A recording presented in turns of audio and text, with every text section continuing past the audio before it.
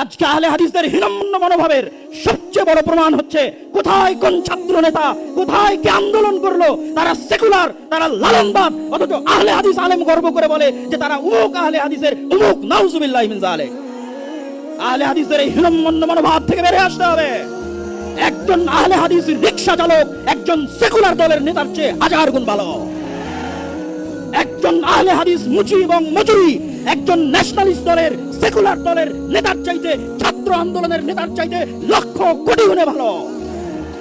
অথচ আহলে হাদিস আলেমের সন্তান যখন প্রধান উপদেষ্টার দরবারে গিয়ে নিজেকে আহলে হাদিস দাবি করে, তখন কেন গায়ে জ্বলে?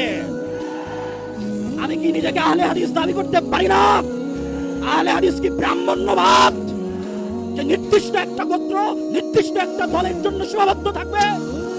পৃথিবীর আশেপাশে ঘরে উত্তর থেকে দক্ষিণ, পূর্ব থেকে পশ্চিম, যেখানে যারা কোরআন এবং সহিহ হাদিসের মতবাদের উপর অটল থাকবে তারাই আহলে হাদিস। আব্দুর রাজ্জাক বিন ইউসুফ কোনদিন বাংলার মাটিতে শিরক এবং বিদআতের সাথে আপোষ করেনি। আব্দুর রাজ্জাক বিন ইউসুফের সন্তান হিসেবে যদি কোনদিন শিরক এবং বিদআতের সাথে আপোষ করতে হয়, দাওয়াতি কাজ বন্ধ করে দেব, তবু শিরক এবং বিদআতের সাথে আপোষ করব না। এই আপোষহীন মানসিকতার নাম আহলে হাদিস।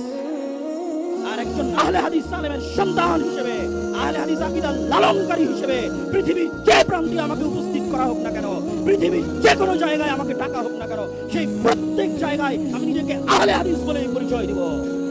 আর গর্বের সাথে বলতে চাই যে একটা সেকুলার পার্টির নেতার চাইতে, লালন মতবাদে বিশ্বাসী নেতার চাইতে একজন আহলে হাদিস রিকশা চালক, একজন আহলে হাদিস দিন মজুর, যার আকীদা সালাফি, যার বিশ্বাস সঠিক, সে বেশি ভালো, বেশি কল্যাণকর আল্লাহ সুবহানাহু ওয়া তাআলার নিকটে।